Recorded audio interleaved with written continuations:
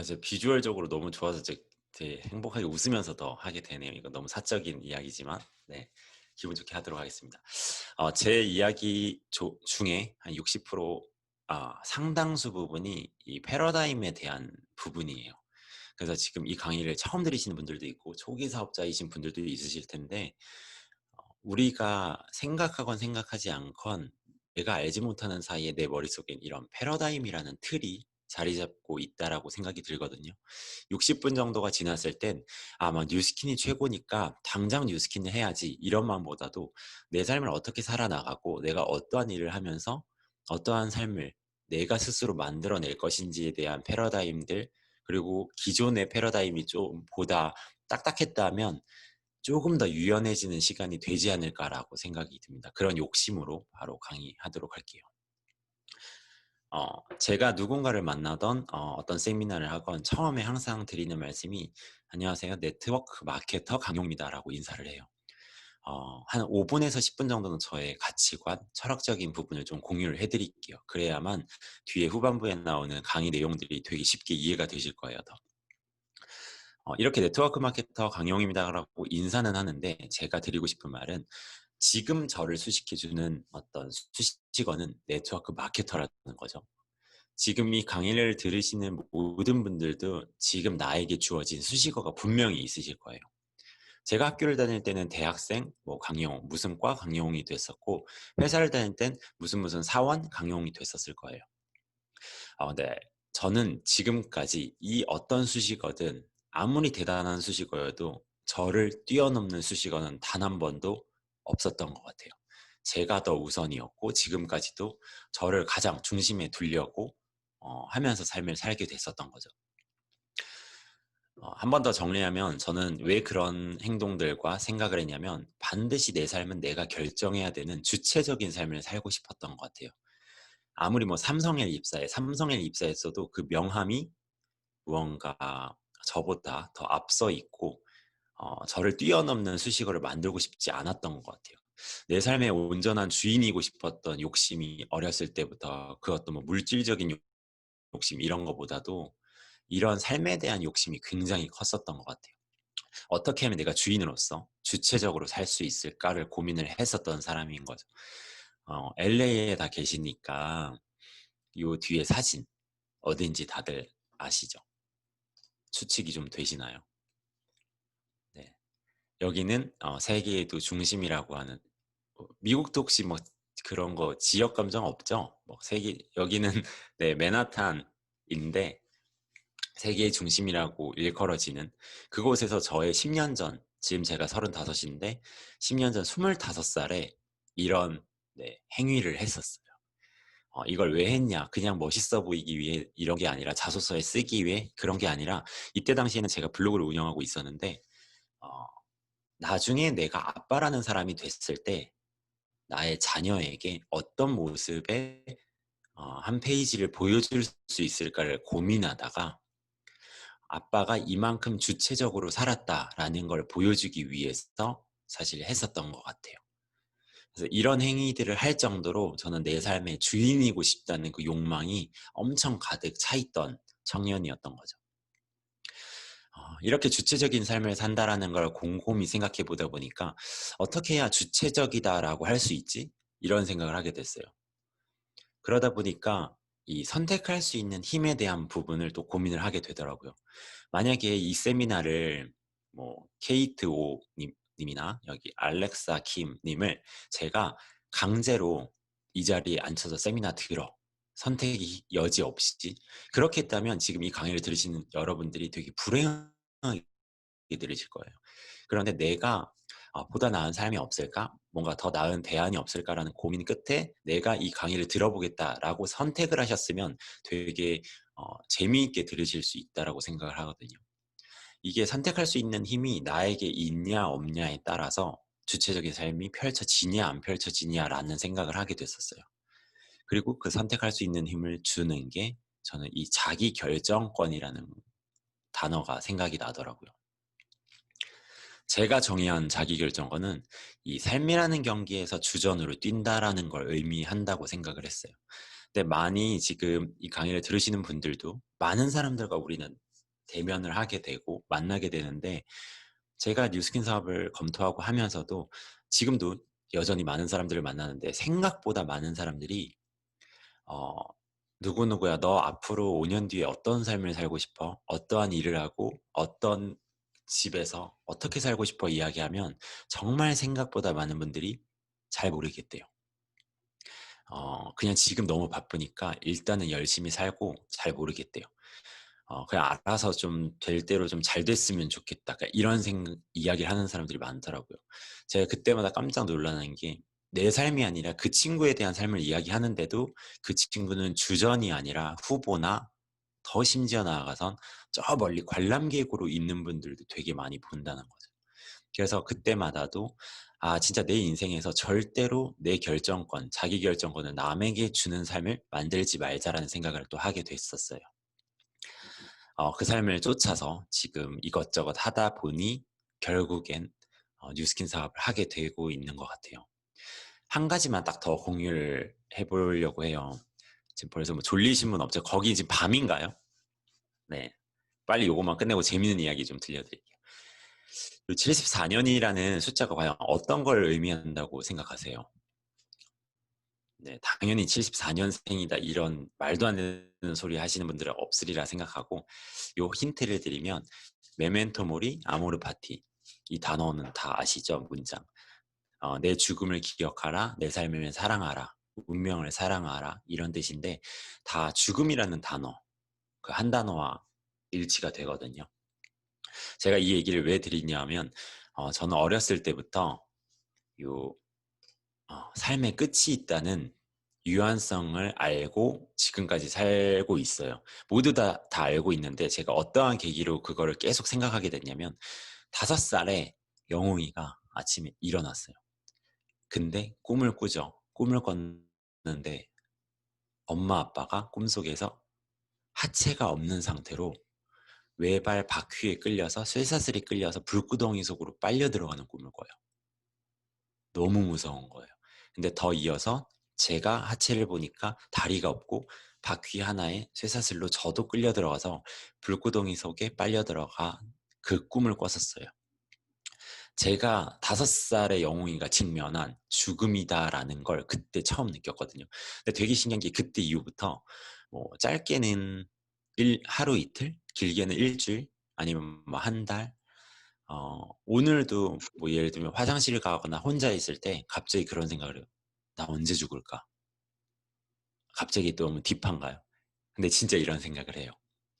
'내가 언제 죽을까? 3 개월 뒤에 죽을 수도 있겠다. 1년 뒤에 내가 이곳에 있지 않을 수 있겠다.' 이런 생각을 하게 되는 거죠. 삶의 이 끝이 있다는 유한성을 그때부터 불현듯 떠올리게 됐는데, 저는 이런 생각을 하다 보니까 단 한 번뿐인 내 삶을 무조건 내가 원하는 대로 살아야 된다는 욕심이 더 강해졌던 것 같아요.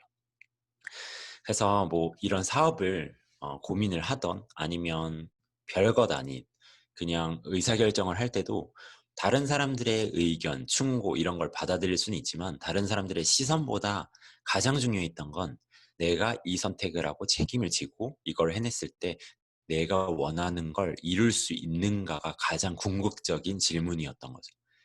내가 이걸 하고 싶은데 다른 사람들이 어떻게 볼까? 다른 사람들이 나를 싫어하지 않을까? 어떻게 얕보지 않을까? 이런 건 저의 어 뭔가 우선순위가 전혀 아니었었던 것 같아요. 왜냐하면 그 사람들을 신경 쓸 저에겐 시간이 그렇게 오래 남아 있지 않다라는 생각을 늘 하기 때문에 저에겐 긴박했던 거죠.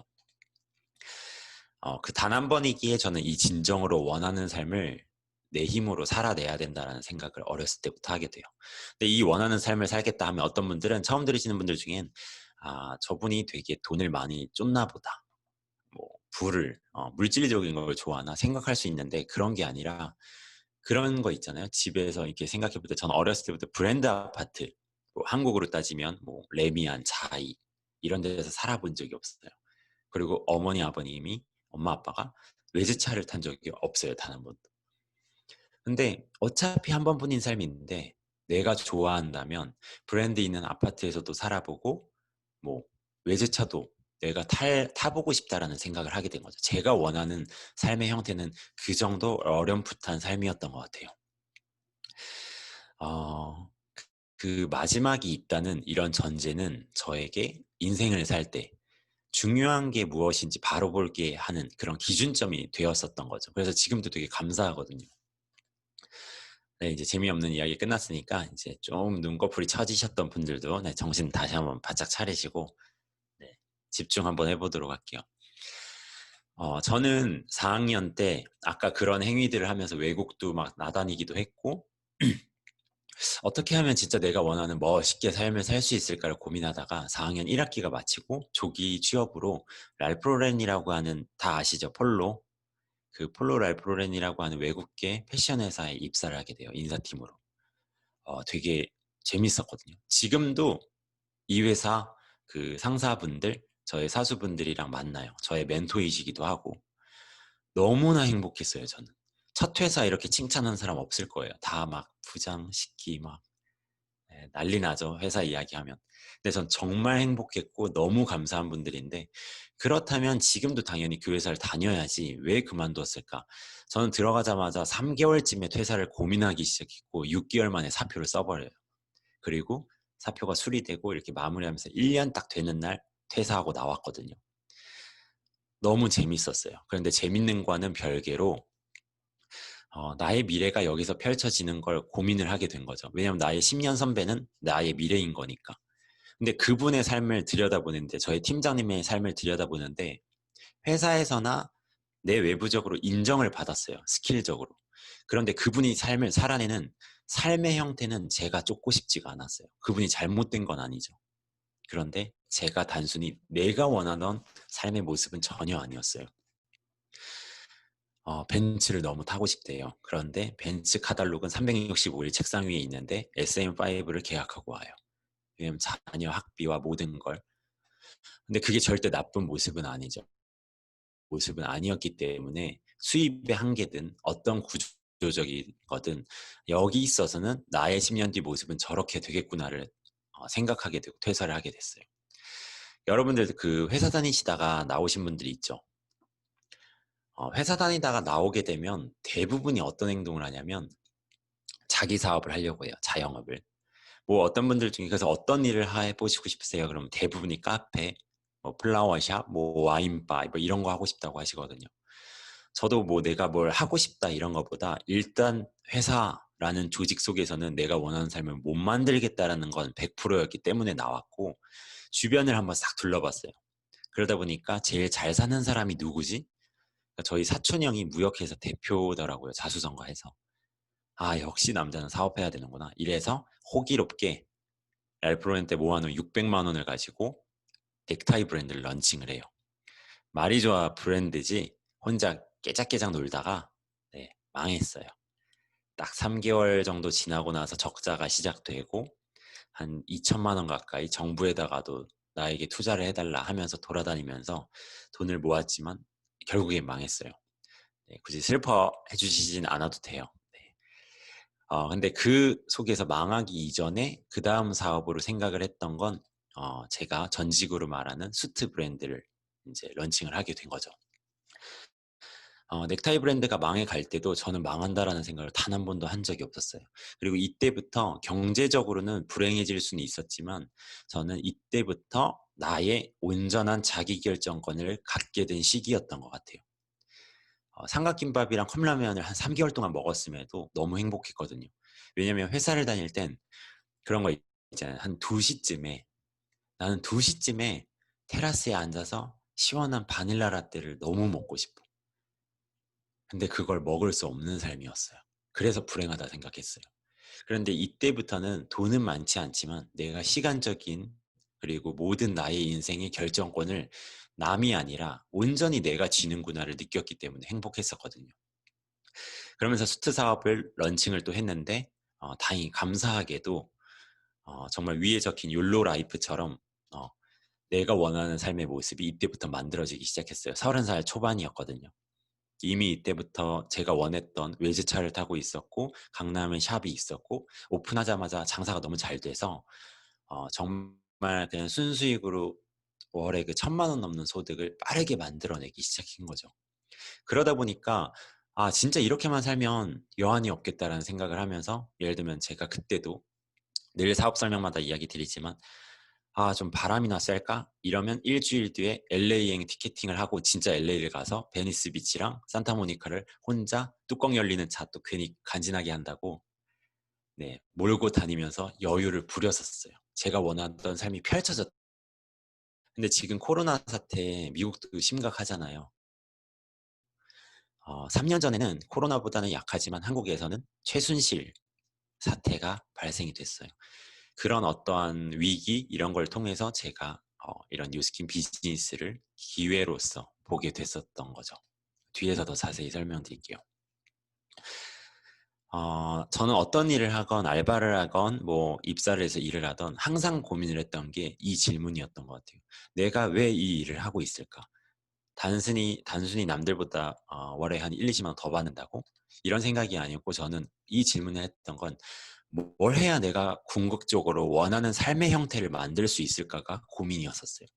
지금 10만 원, 20만 원 연봉 100만 원, 200만 원 더 받는 게 중요한 게 아니라, 남들에게 보여주는 게 중요한 게 아니라, 이 일을 했을 때 내가 원하는 삶의 형태를 온전히 만들어낼 수 있는가가 중요했던 거죠. 이런 생각을 하다 보니까 30살 될 때까지는 '돈을 모으겠다.' 이런 생각보다 '무조건 내가 성장하는 거에 투자해야 된다.'라는 생각을 가지고 삶을 살았었던 것 같아요. 제가 그 우연히 찾은 성공 원칙이 있는데 이걸 하나를 공유를 해 드릴게요. 어 다들 미국도 알바라는 게 있죠. 음.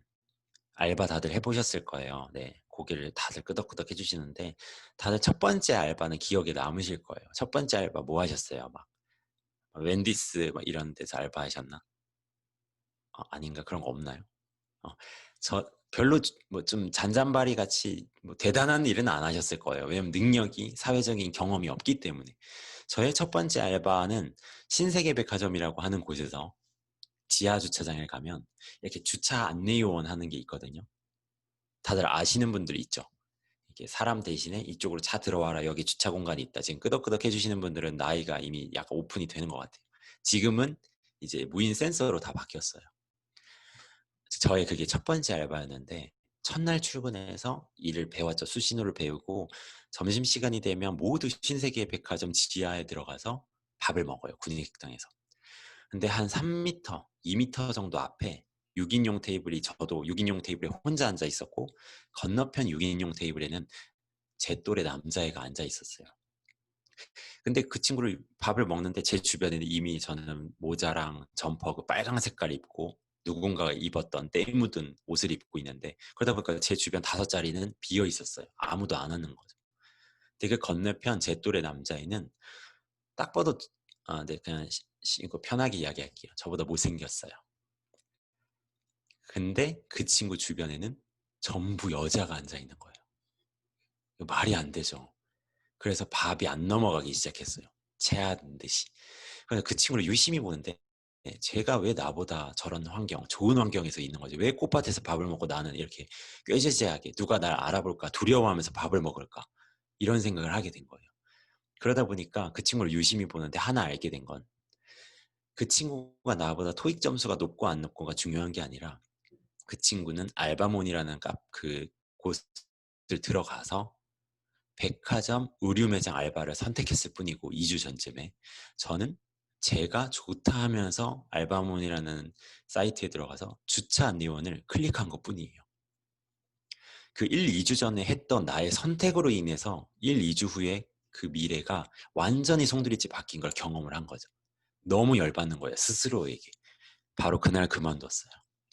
그리고 집에 와서 울면서 뭐 침대에 엎드려 있던 게 아니라, 나와 가지고 그 집에 가자마자 컴퓨터를 켜고 네이버를 켰죠. 네이버를 켜서 신세계백화점 리바이스점을 친 거예요. 그때 당시에 제일 유명했던 브랜드가 리바이스였거든요.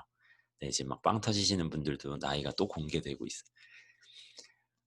근데 그때 당시에 알바해 보셨다시피 이미 잘 나가는 브랜드들은 알바도 자리가 없어요. 그래서 제가 매장에다 전화해서 매니저님께 "혹시 매장 알바 구하시냐니까." "안 구한대요. 너무 바쁘니까 끊을게요." 하는데 "잠시만요." 그러면 제 번호를 남겨드릴게요. 주말 알바를 만약에 구하실 거면 저한테 우선권을 좀 주세요. 이 말을 한 거예요. 지금 제가 마이크 들고 이렇게 앞에서 이야기를 하고 있으니까 와, 저분 대단하다 할 수 있지만 그때 당시의 반응은 정말 핍박과 뭐 이런 놈이 다 있나라는 반응이었거든요. 굉장히 바빠 죽겠는데. 근데 그때 제가 저를 일단 보시고 좀 판단해달라 그랬고 다음날 제가 매장으로 이력서를 들고 찾아가요. 그래서 인사를 드리고 이러이러하기 때문에 그리고 내가 이 브랜드를 좋아하고 저를 뽑아주시면 주말 알바에 꽃을 피워드리겠다라고 호언장담을 해요. 근데 제가 했던 첫 번째 알바는 어저께 그만뒀던 신세계백화점 지하가 영업직을 해본 적이 없었던 거죠. 근데 일단 뽑혀야 되기 때문에 그런 호기롭게 이야기를 했고 그 다음 주부터 그 없던 주말 알바가 생겼어요. 저는 그래서 거기서 주말 동안 3년을 일을 하게 됐었거든요. 제가 말씀드리고자 하는 이런 그냥 우스갯소리 같지만 우연히 제가 20살 때 찾은 성공 원칙이에요. 첫 번째는 내가 뭘 원하는지, 내가 어떤 환경 속에서 어떤 삶이 펼쳐질지, 내가 뭘 원하는지를 명확히 알고 그 원하는 것을 가질 수 있는 곳에 가서 가지는 게 우리가 말하는 성공에 가까운 거구나를 20살 초반에 알게 됐던 거죠. 저는 이 성공 원칙을 가지고 지금도 삶을 대하고 있는 것 같아요. 전 정말 원하는 것을 찾아내기 위해서 원하는 대로 여한 없이 살아왔거든요. 그래서 전 진짜 내일 죽어도 웃으면서 죽을 것 같아요. 정말 이런 삶의 태도로 살고 있는데 그러다 보니까 부모님도 혹시 뭐 로또 된 거 있냐, 뒤에 뭐 꼼쳐둔 돈 있냐라고 질문하실 정도로 어, 정말 뭐 망하지 않는다라는 생각을 하면서 살아온 것 같아요. 엄마 아빠가 그러다 보니까 가끔 걱정이 되실 수 있죠. 아들이 너무 성공만을 쫓나? 그러다 보니까 베이비 부머 세대의 부모님이 가끔 이렇게 이런 이야기를 해주시더라고요. 아들아, 근데 영어 평범한 게 사실 최고야. 이런 이야기 들어보신 분들 있죠. 우리 부모님 세대들은. 근데 그 얘기를 별 대수롭지 않게 듣고 알겠어 알겠어 하고 있는데 어느 순간부터 불편한 거예요. 그래서 엄마 아빠를 거실에 불러서 앉혔어요. 엄마 아빠 잠깐만 앉아봐. 근데 엄마가 맨날 이야기하는 아들 그 평범한 게 최고다라고 하는 게 좀 이해가 잘 안 가. 왜냐면 우리 집이 내가 아무리 생각을 해봐도 우리 집이 가난했던 적도 없고 부유했던 적도 없어. 늘 평범했는데 어떻게 평범한 게 최고다라고 하는 거야. 찢어지게 가난하게도 살아보고 부유하게도 살아보고 평범하게도 살아보니까 다 해보니까 상대적으로 평범한 게 그나마 낫더라라는 게 맞는 것 같다. 이런 이야기를 했어요. 엄마 아빠는 그 경상도 출신 분들이시거든요. 이 얘기를 딱 듣더니 쳐다보지도 않으세요. 알겠다, 니 잘났다 새끼야 이러더라고요. 그때 이후로는 이런 이야기를 안 하세요. 그래서 그때 제가 한마디 더 했던 건 내가 되게 감사하게도 평범하게 잘 살았으니까 나로부터 사는 이 삶은 되게 나는 부유하게도 살아볼게. 그러고 나서 내 자녀에게는 그 두 가지라도 비교해서 어떤 게 더 나은지 삶의 형태로 한번 보여주겠다라는 이야기를 했거든요. 그렇게 이런 삶의 태도로 사는데 제가 연애 같은 건 잘 했을까요? 그 이야기 전에 한 가지만 더 말씀드릴게요. 근데 그 부모님이 저에게 가장 많이 해주셨던 세뇌를 해주셨던 말이 이 대기만성이라는 말이거든요. 다들 뜻 아시죠? 넘어갈까요? 지금 약간 갑자기 동공지진이신 분이 한 분 있어서 뜻 알려드릴게요. 네. 큰 그릇은 늦게 이루어지는 법이니 끊임없이 노력하라라는 말이에요. 그러니까 지금 새싹이 피지 않더라도 끊임없이 노력하면 너는 가장 큰 그릇이 된다라는 건데 부모님이 가장 많이 저에게 정말 귀에서 피가 날 때까지 이야기해 주셨던 사자성어예요. 저는 이런 생각을 하다 보니까 절대 내 인생을 망하지 않는다. 나는 무조건 성공하기 위해 태어났다라는 신념을 가지게 됐던 것 같아요. 그런데 이 신념을 가지고 삶을 사는데 되게 어찌 보면 피곤하게 사는 거예요. 제 주변에. 왜냐하면 제가 제 일보다 중요했던 여자도 없었고 제 일보다 제 삶보다 중요했던 여자가 단 한 번도 없었어요. 근데 그거를 알아봐주는 여자를 만나게 돼요. 3년 반 전쯤에. 그걸 알아봐주는 여자와 이야기를 나누고 어, 하다 보니까 시간 가는 줄 모르고 그러다 보니까 지금 이렇게 같이 뉴스킨 비즈니스를 하게 된 것 같아요. 이 친구를 만나서 첫 번째로 만나고 나서 너무 말이 잘 통해서 두 번째 만날 때, 즉 썸일 때 있죠. 가장 촉촉한 단계일 때 네, 그때 제가 너무 잘 보이고 싶기도 하지만 이 친구가 나의 어떤 부수적인 거, 내가 가지고 있는 것들에 끌렸나라는 것도 테스트하고 싶은 거예요. 그리고 나는 앞으로도 끝없이 도전하는 삶을 살 건데. 그래서 두 번째 만났을 때 가장 잘 보여야 되는 상황일 때 제가 이 이야기를 하게 돼요. 오빠 그럴싸해 보일 수는 있지만 앞으로 나는 다단계를 할 거야.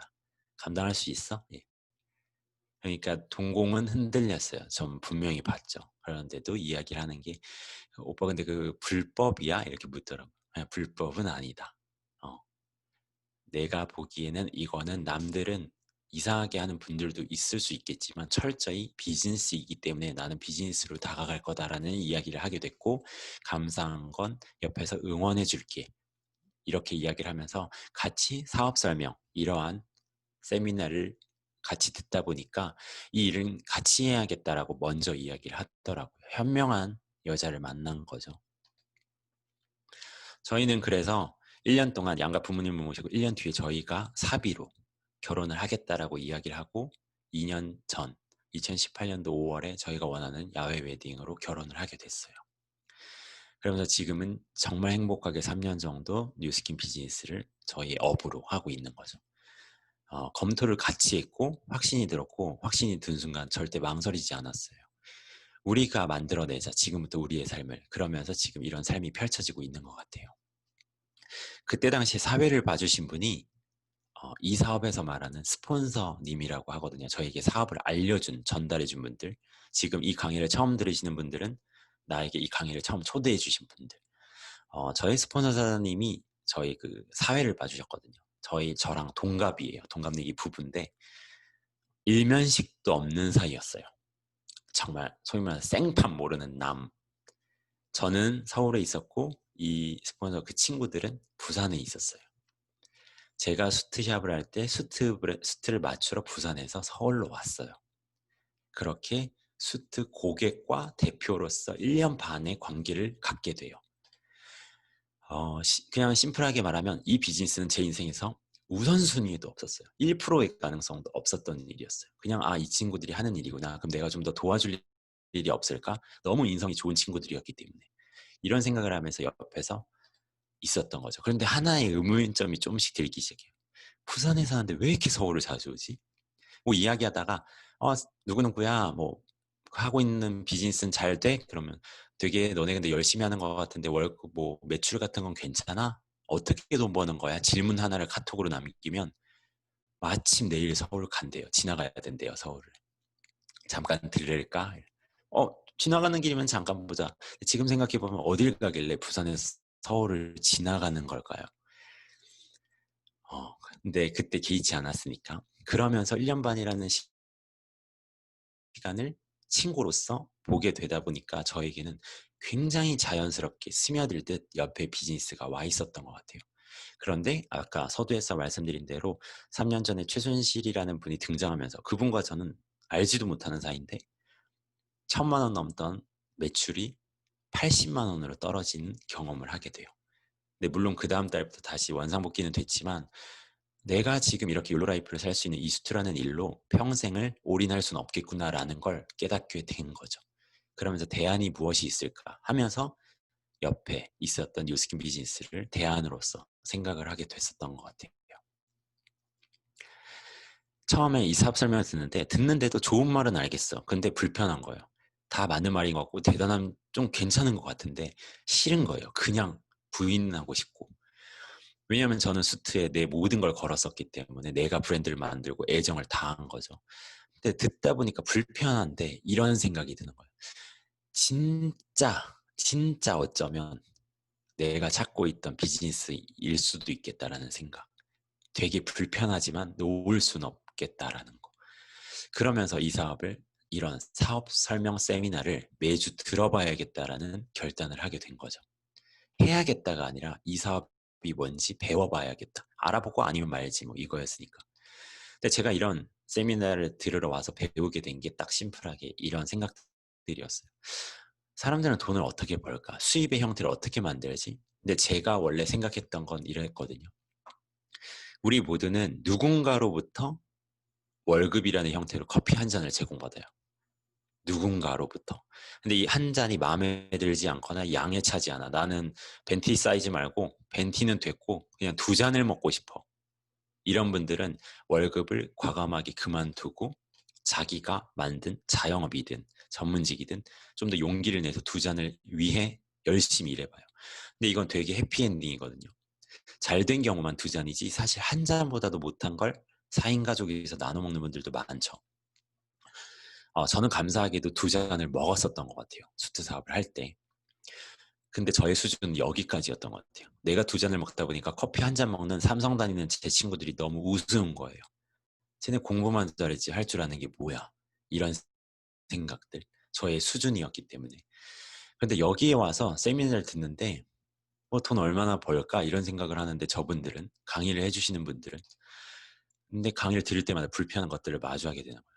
그분들은 두 잔도 아니에요. 수십 잔? 아예 커피 머신기를 갖고 있구나 이거를 느끼게 된 거죠. 근데 그분들은 더 중요한 건 내가 9 to 6가 아니라 아침 일찍부터 밤 11시까지 일을 해야만 벌 수 있는 1,000만 원을 그 넘는 또 소득을 일을 하지 않아도 시스템으로 돈을 벌고 있는 소비자 자산의 형태로 돈을 벌고 있는 걸 깨닫게 돼요. 더 무서운 건 이 사업 본격적으로 내가 매진하고 알아봐야겠다라고 결심을 하게 된 건 그분들의 라이프 스타일이었어요. 저는 사업을 그때 했기 때문에 제 주변에 뭐 100억대 자산가 분들도 몇 분 계세요. 많지는 않지만.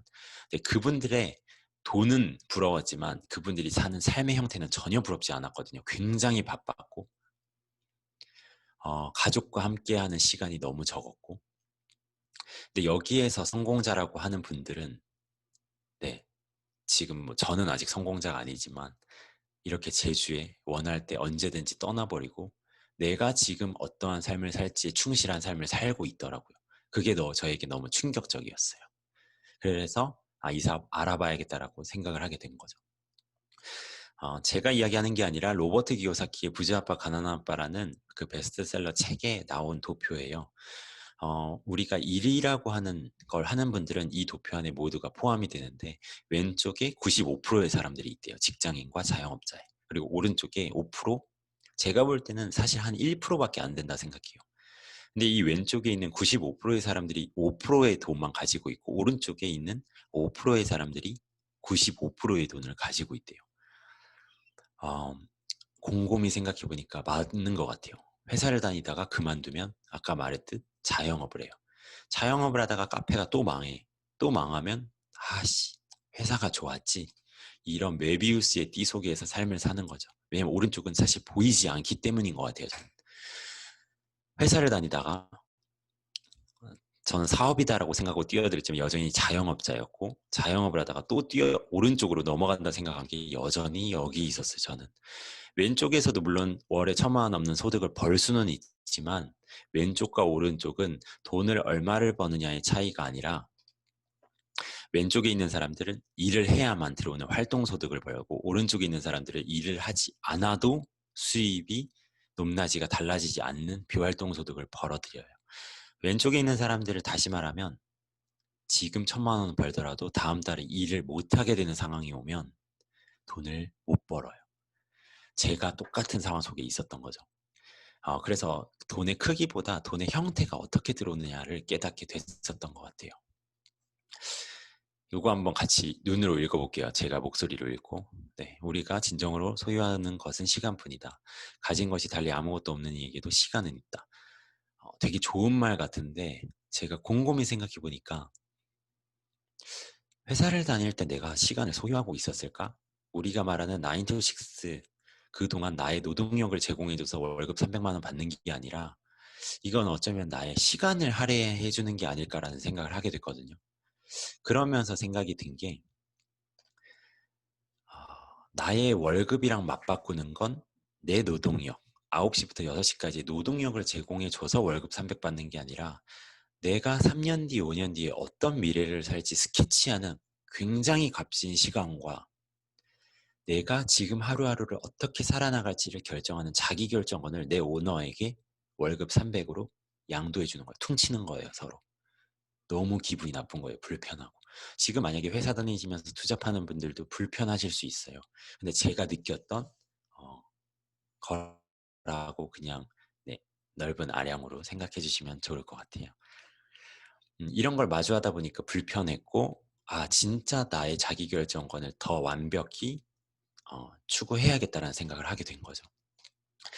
사업 설명이다 보니까 제가 이제 좀 더 본격적으로 사업적인 이야기를 나눌게요. 사업이다라는 걸 할 땐 그 일을 해서 어떻게 돈의 형태를 또 만드느냐도 중요한데, 많은 기업가, 사업가, 돈을 가지고 있는 성공자분들은 돈을 번다, 시간을 번다라는 표현을 실제로 안 써요. 그런 분들은 어떤 표현을 쓰냐 아시는 분 있나요? 네, 시간과 돈을 만들어낸다라는 표현을 써요. 아, 돈이 좀 부족하네. 더 만들어야겠다. 시간이 부족해? 그럼 내가 만들게. 완전히 패러다임이 나에게 있는 거예요. 타인에게 있는 게 아니라. 이것부터 저는 사업의 시작이다라고 생각을 해요. 사업을 할 때 저는 제가 그때 한 1억 5천에 사업 투자금까지 또 투자를 해보면서 느꼈던 것들인데, 돈과 아이템 그리고 타이밍이 맞지 않으면 무조건 사업은 망한다라는 걸 배우게 됐거든요.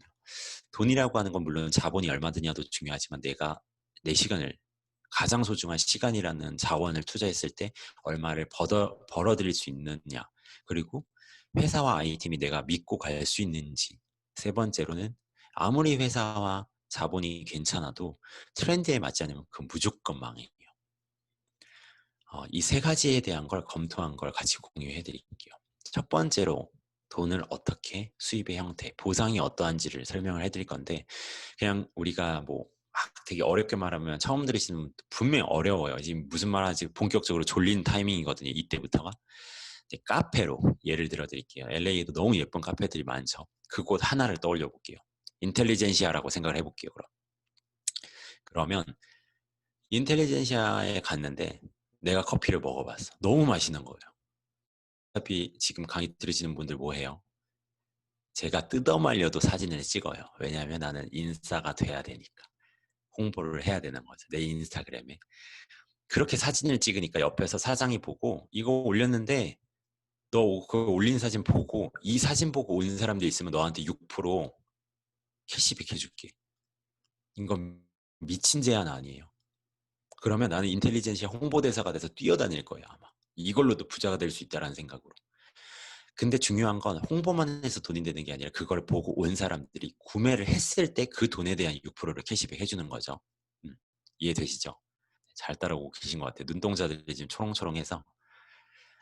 근데 그렇게 하다 보면 더 많은 사람들에게 소문을 내게 되고, 두 번째 단계인 한 15명에서 20명 정도의 고객층이 생기게, 나로부터 발생된 고객이 생기면 회사에서는 그 인텔리젠시아 사장이 야, 너로 통해서 너무 많은 사람들이 오니까 너에게 그냥 더 인상을 해주겠대요. 너로부터 발생된 모든 소비자들의 최대 40%를 캐시백 해준대요. 눈동자가 더 뒤집힐 수밖에 없어요. 더 열정적으로 뛰는 거죠. 그런데 더 중요한 건 오른쪽에 이 인텔리젠시아 사장 입장으로 보니까 이 사람이 너무 잘하는 거예요. 너에게 더 너와 아예 비즈니스를 하고 싶다. 그러면 여러분이 만약에 베니스 쪽에 그 에버키니 에비뉴 말고 다른 곳에다가 LA 다운타운에다가 인텔리젠시아 커피 2호점을 내라고. 그렇게 하다 보면 거기에 5% 정도만 그 사람이 가지고 가는 건 맞는 비즈니스잖아요. 프랜차이즈 사업을 해보자. 근데 중요한 건 내가 LA점 사장이더라도 내가 다른 곳에 산타모니카에 내가 프랜차이즈를 내줄 수 있는 권한도 준대요. 네, 이 세 가지 사업의 형태라고 보시면 돼요. 근데 무조건 이 사업을 한다고 프랜차이즈를 해야 된다, 이건 아니에요. 내가 입소문만 내는 게 좋다. 6% 캐시백이면 난 충분해. 월에 2, 30만 벌래. 이거를 내가 선택하는 거고, 아니면 2, 30 벌다 보니까 너무 재밌는데? 어차피 나는 커피 먹을 거고. 그러다 보면 그냥 대리점 형태로 최대 40%까지만 받을래. 이런 모든 것들을 강의를 들으시는 여러분이 선택하시는 거예요. 제가 강압적으로 하는 게 아니라. 약간 이해되시죠? 근데 제가 한 번 더 정리를 해드리면, 우리는 쿠팡이라는 브랜드를 홍보하는 사람이 되는 거예요. 쿠팡이라는 브랜드 어플을 깔아보기도 하고 그 속에 있는 이런 것들을 먹어보기도 하고 진짜 좋은지 아닌지. 왜냐면 김부각을 먹어봐야 맛있다 안 맛있다를 주변에 소문을 낼 거니까. 근데 맛있다고 소문을 냈는데 내 친구가 맛있다고 일주일에 한 번도 아니라 매일 주문해 먹어. 주문할 때마다 나에게 6%에서 최대 40%까지 캐시백을 계속 해준대요. 즉 어떤 일을 하는 거냐면 우리는 세일즈를 하고 김부각 들고 다니면서 트렁크에 싣고 다니라는 게 아니에요. 입소문을 내서 나로부터 발생되는 소비자 자산을 쌓는 게임을 지금부터 시작해 보시라고 하는 거예요. 그래서 재구매를 통해서 이 사람들은 쿠팡을 쓸 때마다 인텔리전시를 갈 때마다 나를 생각하지 않아요. 그 제품들이 좋기 때문에. 재구매를 통해서 들어오는 30만 원에서 100만 원 소득을 벌어 들여보는 일이라고 생각하시는 게 제일 심플하다라고 생각을 해요. 그리고 저와 선우사님이 인생을 걸고 전업을 하게 된 계기는 사실 프랜차이즈 판권이 나에게 있기 때문이거든요. 프랜차이즈라고 하는 건 제일 유명한 건 스타벅스가 있죠. 스타벅스를 하나의 그냥 심플하게 보여드리면 미국에 본사가 있고 기업 노하우와 뭐 온가지 메뉴 개발, 지속적인 관리를 본사에서 미국에서 해줘요. 그럼 내가 뭐 서울에다가 제주점을 만약에 내면 제주에다가 저는 제가 돈대로 뭐 1, 20억을 내야 되고 열심히 일을 해요. 이런 노하우를 받으면서. 근데 저의 매출액의 3%는 미국 본사에다 줘야 돼요. 맞나요? 근데 제가 너무 장사가 잘 되다 보니까 여기 갑자기 영어 이름을 읽으려고 하는데 어렵네요. 캐롤린 류 사장님? 죄송해요. 제 영어가 티가 나버렸네요. 그 분께 제가 대리점을 LA 지점을 낼 수 있나요? 스타벅스 해보세요. 제가 판권을 줄 수 있을까요? 못 줘요. 프랜차이즈 사업에서는 가장 중요한 게 판권이 누가 갖고 있냐인데 그거는 미국 본사만 갖고 있는 고유한 권한이에요. 절대 제가 갖고 있지 않아요. 근데 뉴스킨도 똑같아요. 미국에 본사가 있고 신제품 개발과 글로벌 사업 인프라 55개국 모든 게 세팅이 되어 있어요. 근데 저와 파트너 마케팅 쉽만 맺는 것 뿐인 거예요. 제가 마케팅 업무를 대행해 주는 거죠. 그렇게 해서 제가 사업자가 됐어요. 그런데 LA에 있는 류하늘 사장님, 네, 감사합니다. 류하늘 님께 제가 LA에서도 사업할 수 있어. 55개국에 열려 있고 너도가 아니라 류하늘 님도 이거를 한번 해보세요라고 할 수 있는 거죠. 제가 미국 스타벅스의 본사와 같이 저의 노하우, 저의 시스템, 매뉴얼 이런 모든 것들을 제공을 해주는 거예요. 이렇게 해서 저의 대리점으로 만들 수가 있는 거예요. 그렇게 해서 발생되는 수입의 5%를 회사에서 갖는 게 아니라 저에게 제공을 해주는 비즈니스라고 보시면 될 것 같아요. 되게 중요한 부분이라 오늘 초대해 주신 분들께 다시 한번 이 부분에 대한 걸 설명을 해달라고 꼭 부탁해 주시는 게 좋지 않을까 생각이 들어요. 자, 두 번째 회사에 대한 거, 아이템에 대한 거. 아무리 뭐 돈을 많이 벌 수 있다, 돈을 많이 벌어서 성공적인 삶을 살 수 있다 해도 지금 내 주변에서 예를 들면 한국으로 따졌을 때 명랑 핫도그 해봐, 뭐 대만 카스테라 해봐. 이거는 아이템적으로 이미 실패한 거예요. 회사와 아이템이 얼마나 중요하냐면 그거를 통해서 어차피 내가 지속적인 수입을 만들어내야 되기 때문에 굉장히 중요하거든요. 이 회사는 1984년도에 설립이 됐대요. 오래돼서 뭐 짬밥이 많습니다. 이런 이야기를 하려고 하는 게 아니에요. 신생 회사들은 항상 이야기를 하는 게 2, 3년밖에 안 됐고 너에게 기회가 많다. 맞을 수는 있지만 지금 이렇게 급변하는 시대 속에서 30년이라는 회사를 글로벌하게 지속적인 성장을 하면서 과연 지금 신생 회사들이 살아남을 수 있을까? 그거를 통과하는 회사가 저한테는 한 번도 없었어요. 그리고 더 나아가선 자산 1조 이상의 매출을 한 회사인데 무부채 경영을 하고 있어요. 부채가 아예 없대요. 와, 나는 30 고작 넘었는데도 신용카드 빚으로 살고 있었었는데 어떻게 이런 글로벌한 회사가 빚이 없지? 전 이게 너무 클린하다고 생각을 했고 저는 그때 수트 사업을 할 때 이미 밀라노나 뉴욕 쪽에다가 프랜차이즈를 하려고 외국에다가 법인회사까지 설립을 했었거든요. 외국으로 진출을 하고 싶었는데 진출할 계획이었던 것 뿐인 거죠. 근데 이 회사는 이미 55개국에 진출을 해 있대요. 그래서 그냥 지금 내가 언제든지 원하는 나라에서 사업을 할 수 있대요. 이런 무수한 많은 기회들이 저에게는 엄청나게 큰 가치로 다가왔었던 것 같아요. 더 나아가선 회사가 아무리 탄탄해도 제품이 10년 전 제품으로만 울거먹으면 절대 발전 가능성이 없는데 매년 신제품이 나오고 에이지락 기반의 굉장히 과학적인 어떤 그런 제품들로 출시가 되고 있어요. 이거는 빠르게 검토해보는 건 그냥 내가 먹어보고 발라보는 게 제일 좋지 않을까라는 생각이 들어요. 맥도날드 사업을 검토 중인데 빅맥도 하나 안 먹어보고 해시 브라운이 어떤 맛인지도 모르고 사업하는 분은 절대 없을 거예요. 내가 어떤 맛인지 빨리 먹어봐야 이 사업으로 할 수 있을지 없을지가 검토가 되실 거예요.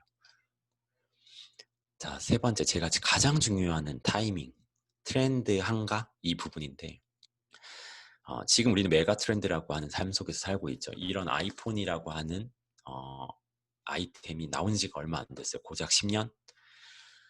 근데 이런 스마트폰 체제로 바뀌면서 모든 게 바뀌었어요. 우리는 모두 이렇게 지금 사실 직접 뵙지도 못했지만 이렇게 초연결로 네트워크 생태계가 펼쳐졌고, 초등학생들이 더 이상 뭐 대통령, 연예인을 꿈꾸는 시대가 아니죠.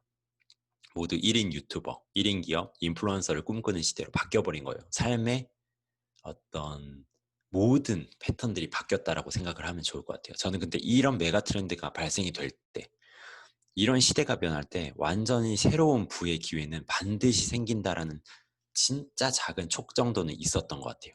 그게 3년 전에 제가 마주했던 현실이었던 거죠. 조금만 더 깊게 들어가 볼게요. 이 애플이라고 하는 걸 지금 모두 쓰고 계실 텐데, 이런 애플이라고 하는 회사가 고작 10년 전에 나왔죠. 그리고 에어비앤비라고 하는 집과 집이 필요한 사람을 이어주는, 본사 크기는 사실 작아요. 그리고 우버도 차도 하나도 갖고 있지 않은데 차를 필요로 하는 사람과 제공해주는 사람을 연결만 해주고, 카카오톡도 많은 사람을 연결만 해줘요. 이런 모든 행위들을 이 모든 회사들이 타겟팅하는 상대들이 타겟팅이 포노사피엔스라고 하는 사람들을 타겟팅하고 있는데, 스마트폰 없이 생활하는 걸 힘들어하는 세대래요. 지금 이 강의를 들으시는 모든 분들을 제가 핸드폰을 압수해버리면 3시간이 지나면 손발이 아마 덜덜덜 떨릴 거예요. 네, 그쵸? 그러면 나는 포노사피엔스가 맞구나 생각하시면 돼요. 이 모든 회사들이 하는 비즈니스 형태를 뭐라고 하냐? 플랫폼 비즈니스라고 하는데, 제가 한 가지 더 설명을 드릴게요. 카카오톡이라고 하는 회사의 시가총액, 시가총액, 시총이 얼마인지 혹시 아시나요? 평가받는 금액. 잘 모르시죠? 쿠팡이라고 하는 그 로켓 배송으로 엄청 지금 유명한 회사가 한 10조 정도 되고, 이 카카오톡이 12조 정도가 돼요. 더 큰 회사인 거죠. 우리가 다 아는, 뭐 미국에 계셔도 다 아는 네이버라고 하는 초록창, 그게 25조예요. 거의 한국에선 제일 큰 대기업이죠. 이 에어비앤비라고 하는 회사, 작은 회사가 시가총액이 지금 37조가 넘어갔고, 우버라고 하는 회사가 130조가 넘어갔어요. 현대기아 자동차 자산 가치보다 훨씬 뛰어넘어 버린 거죠. 그리고 이 애플이라고 하는 이 모든 브랜드들이, 회사들이 놀아날 수 있는 놀이터를 만들어준 애플이라고 하는 회사의 시가총액은 다들 아실 거예요. 1000조예요. 어마어마한 규모를 가지고 있는 거예요. 근데 이 회사들이 뭘 한다? 포노사피엔스를 상대로 연결만 해줘요. 제가 어떤 일을 하는지를 설명을 드릴게요. 저는 뉴스킨의 제품을 필요로 하는 사람과 뉴스킨 미국 본사를 연결만 해줘요. SNS와 모든 걸 통해서 똑같은 일의 형태를 하고 있는 거죠. 제가 제품을 들고 다니지 않아요. 우버가 차를 가지고 있지 않는 것처럼 저도 제품을 가지고 있지 않지만 필요로 하는 사람과 회사를 이어주는 역할밖에 안 하는 거예요. 이런 형태를 전문적으로 플랫폼 비즈니스를 한다라고 이야기하는 건데, 회사가 얼마 전에 비전을 바꿨어요. 세계 최고의 비즈니스 기회를 플랫폼 하겠다. 같은 방향성을 가고 있다는 거죠. 지금 전 세계 1위부터 10위까지 줄을 세워놓으면 자산 가치가 높은 기업들, 이 모든 것들이 그 플랫폼 하는 기업들인데 1번부터 10번까지 10개 회사들 중에 8개가 무려 모두 플랫폼 기업이래요. 이렇게 연결해주는 1100조, 1000조, 900조, 450조. 너무 이제 이게 조 단위 뭐 너무 크니까 감이 안 오기 시작하는데, 제가 이 이야기를 왜 드리냐면, 사업을 검토한다면, 내가 알아보는 사업이라면 내가 지금 어디에 있는가, 나의 위치는 어디에 있는지, 그리고 내가 어떤 분야에서 플랫폼 비즈니스라는 그 근처에서라도 일을 해야만 수입의 형태가 올라갈 수밖에 없다라고 생각해요. 그리고 더 나아가선 나는 누구를 타겟팅하며 일하는가? 내가 유치원 교사면 유치원 아이들을 상대하는가? 아니면 뭐 이건 일을 폄하하는 게 아니라 누구를 내가 지금 포노사피엔스를 과연 타겟팅하고 있는 일을 하고 있는가를 꼭 검토해 보셔야 된다는 거죠. 그게 아니라면 이러이러한 어마어마하게 돈이 흘러들어가고 돈이 발생되고 부의 기회가 창출되는 곳에 나는 없다라고 생각하시면 되는 것 같아요. 저는 이 사업을 하기 전에 수트 사업을 할 때 네이버에다가 돈을 주고 광고하지 않았어요. 인스타그램을 통해서 이렇게 광고를 했고 전국에서 많은 분들이 몰려와서 부를 만들어내기 시작한 거죠. 저는 이 비즈니스를 하면서 확신 있게 이렇게 말씀드릴 수 있는 건 선경험을 통해서 이미 이런 플랫폼 비즈니스가 된다라는 걸 경험을 해봤었던 것 같아요. 저는 수트 브랜드를 운영을 할 때 디자이너라는 호칭을 안 쓰고 디렉터라고 호칭을 쓰고 제가 했던 일을 정의하자면 좋은 공장과 좋은 옷을 입고 싶은 고객을 약간의 제가 디자인만 가미해서 연결만 해줬을 뿐이에요. 그렇게 해서 수입을 만들어 봤기 때문에 이 비즈니스는 무조건 된다라는 생각을 하고 뛰어들게 된 거죠.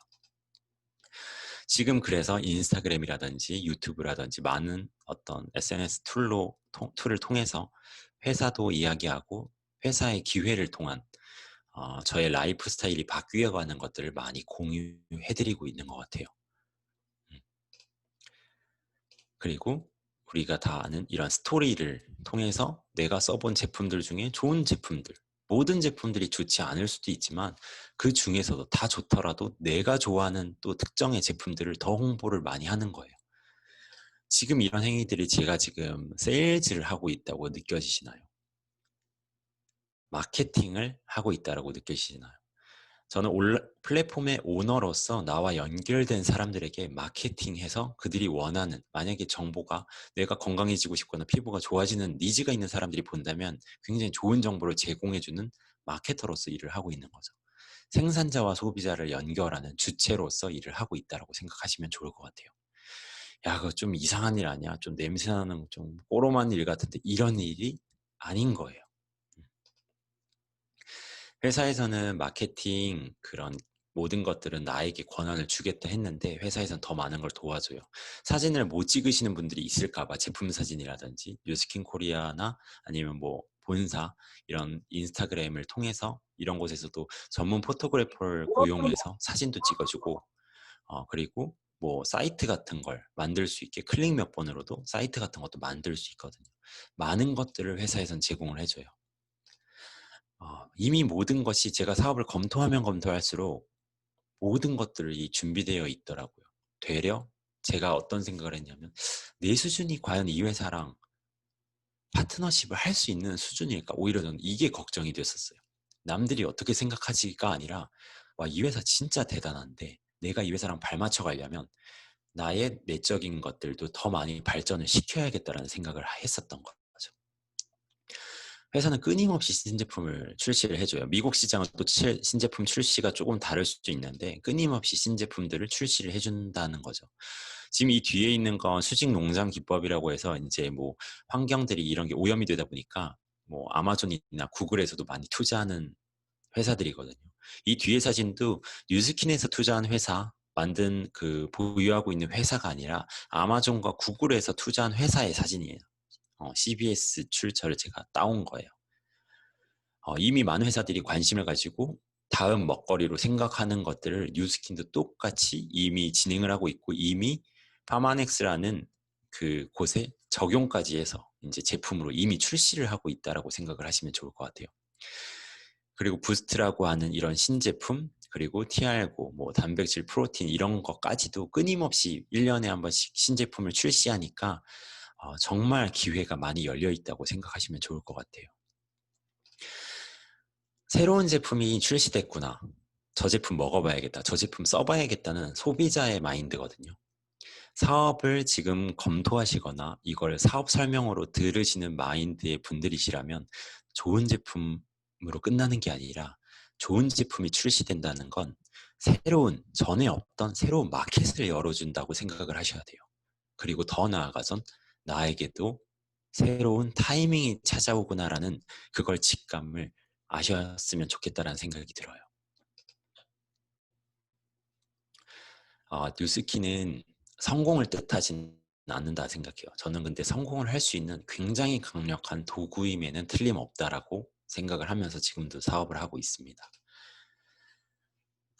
기가 막히게 딱 60분이 지났어요. 네. 60분 정도 뭐 회사면 회사, 저의 삶이면 삶의 형태, 그리고 저의 가치관들을 많이 공유를 해드리려고 노력을 했는데 진짜 너무 다들 인상도 좋으시고 초롱초롱하셔서 제가 더 몰입해서 행복하게 사업 설명하고 있는 것 같아요. 60분 동안 제가 갖고 있던 생각들을 공유하면서 지금 강의를 들으시는 모든 분들이 패러다임이 60분 전과 비교했을 때 조금 더 유연해지셨으면 좋겠다라는 생각이 들어요. 네, 마지막 쪽으로 이제 거의 다 와서 한 2, 3페이지는 남았거든요. 제가 요거 빠르게 읽어드릴게요. 네, 건물은 높아졌지만 인격은 더 작아졌고 고속도로는 넓어졌지만 우리의 시야는 더 좁아졌다. 소비는 많아졌지만 기쁨은 더 줄어들었고 집은 커졌지만 가족은 더 적어졌다.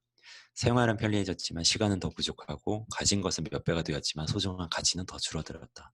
학력은 높아졌지만 상식은 더 부족하고 지식은 많아졌지만 판단력은 더 모자란다. 전문가들은 더 늘어났지만 문제는 더 많아졌고 약은 많아졌지만 건강은 더 나빠졌다. 돈을 버는 법은 배웠지만 나누는 법을 잃어버렸고 평균 수명은 늘어났지만 시간 속에 삶의 의미를 넣는 법은 상실했다. 달에 갔다 왔지만 길을 건너가 이웃을 만나기는 더 힘들어졌고 우주를 향해 나아가지만 우리 안의 세계는 잃어버렸다. 공기정화기는 갖고 있지만 영혼은 더 오염되었고 원자는 쪼갤 수 있지만 편견을 부수지는 못한다. 자유는 더 늘었지만 열정은 더 줄어들었고 세계 평화를 많이 이야기하지만 마음의 평화는 더 줄어들었다. 이 반기문 전 유엔 총장이 글 쓴 건데 제가 이건 세미나 할 때마다 읽으면서 되게 마음이 또 따뜻해지거든요. 되게 좋은 글이에요. 근데 제가 수트 사업을 할 때 만약에 이 글을 봤다면 어땠을까를 항상 생각을 해요. 굉장히 치열했고 열정적이었지만 타인을 보고 이렇게 가치 있는 글들을 보고 공감할 마음의 여유조차 없었던 거죠. 내가 나쁜 사람이었고 모난 사람이 아니라 구조 속에서 나는 내가 잘 살아내기 위해서 남의 밥그릇을 밟아 없애고 부수는 일을 어쩌면 해야 될 수밖에 없는 그 구조 속에 있었던 것 같아요. 그러다 보니까 내가 한번 사는 삶에서 어떤 가치들을 추구할지에 대한 건 저에겐 사치였던 거죠. 제가 마지막으로 이 하나의 페이지를 보면서 공유를 좀 해드리고 싶은 게 3년 전의 강영훈과 이 비즈니스를 하고 나서 3년 후에 지금의 강영훈을 좀 비교를 해드릴게요. 3년 전에 저는 진짜 아까 말씀드린 대로 별로 여유가 없었어요. 누군가를 바라보고 챙길 수 있는. 왜냐면 제 인생의 중심을 먼저 잡아야 됐었기 때문에. 근데 지금 3년이 지나서 뭐가 달라졌지? 이런 걸 보다 보니까 시간적, 경제적, 뭐 돈을 더 많이 벌어요. 이거는 중요하다라고 생각하지 않아요. 그런데 시간적인 여유를 좀 즐길 줄 알고 그게 그리고 제공이 되고 있고 인격적인 성장이 정말 많이 늘어나고 있구나를 정말 많이 배워요. 이렇게 좋은 사람들과 함께 하면서. 그리고 두 번째로는 선우사장님이랑 저희는 부부 사업을 하고 있는데 지금 둘이 목표 설정도 하고 열심히 부부가 함께 같은 목표를 정하고 같은 삶의 방향으로 가고 있다는 걸 많이 느끼거든요. 너무 그래서 행복해요. 저희도 이제 나중에 자녀가 생기겠죠. 아이가 생길 건데 그냥 이러이러하게 사는 게 최고더라 이런 이야기가 아니라 엄마 아빠가 한 발 앞서서 등을 보여주면서 엄마 아빠가 목표를 설정하고 목표를 이뤄내가는 그 모습을 삶의 형태로서 보여줄 수 있는 엄마 아빠가 되어가지 않을까. 이게 저희가 생각하는 또 엄청 큰 가치인 것 같아요. 그리고 세 번째로는 이렇게 좋은 사람들과 지금 더 많은 사람들이 많이 늘었죠. 이미 이때도 과거의 사진이니까.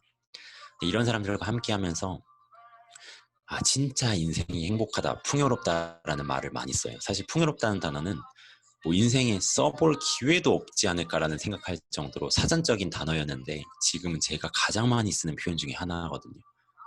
진짜 너무 풍요롭고 행복하다고. 근데 이런 것들을 누릴 수 있게 된 일의 형태이지 않나? 그리고 지금 함께하는 많은 사람들에게 더 많은 기회를 부여할 수 있고 같이 그들의 인생을 어떻게 더 잘 살 수 있을까를 고민하는 단계가 되었구나. 고작 3년 만에. 3년이라는 시간은 어쩌면 회사를 다니면 대리조차도 달지 않았을 우리 인생 통틀어서 보면 되게 짧을 수도 있다는 생각이 들거든요. 근데 그 3년을 열심히 투자를 해보고 열심히 배워보니까 이렇게 인생의 형태가 많이 바뀌었구나에 너무 감사한 것 같아요.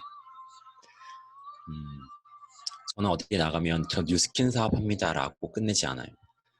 내가 원하는 삶을 분명하게 그려낼 수 있는 일을 하고 있다라고 꼭 설명을 하거든요.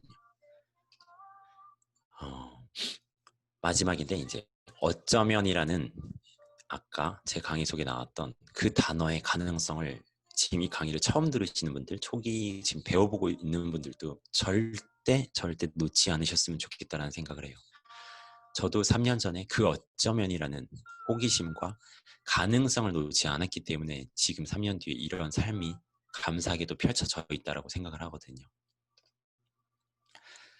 네, 딱 정말 마지막으로 말씀드리면 지금 아까 말한 대단한 회사들, 뭐 뉴스킨도 마찬가지예요. 뉴스킨 좋다, 괜찮은 회사입니다 라고 말은 해도 뉴스킨을 포함한 모든 회사들이 지금 이 강의를 들으시는 여러분보다 나보다 나의 브랜드나 나의 가치를 뛰어넘는 회사나 브랜드는 아직도 저는 존재하지 않다라고 생각을 해요.